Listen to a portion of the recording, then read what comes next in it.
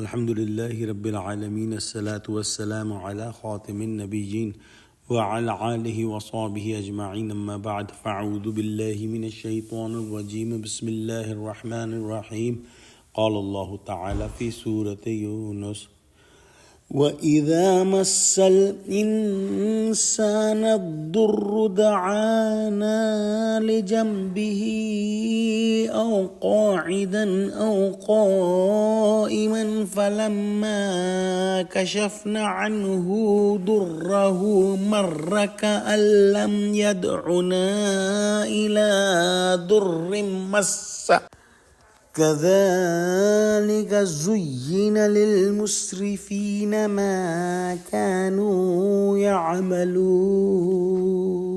ترجمہ: اور جب انسان کو تکلیف پہنچتی ہے تو لیٹا اور بیٹھا اور کھڑا ہر حال میں ہمیں پکارتا ہے، پھر جب ہم اس تکلیف کو اس سے دور کر دیتے ہیں تو بے لحاظ ہو جاتا ہے اور اس طرح گزر جاتا ہے گویا کسی تکلیف پہنچنے پر ہمیں کبھی پکارا ہی نہ تھا۔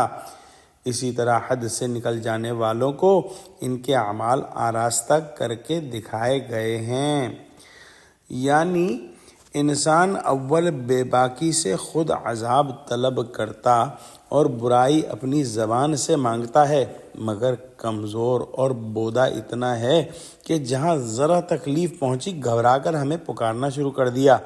جب تک مصیبت رہی کھڑے بیٹھے لیٹے ہر حالت میں خدا کو پکارتا رہا، پھر جہاں تکلیف ہٹا لی گئی سب کہا سنا جو ہے بھول گیا، گویا خدا سے کبھی کوئی واسطہ ہی نہ تھا۔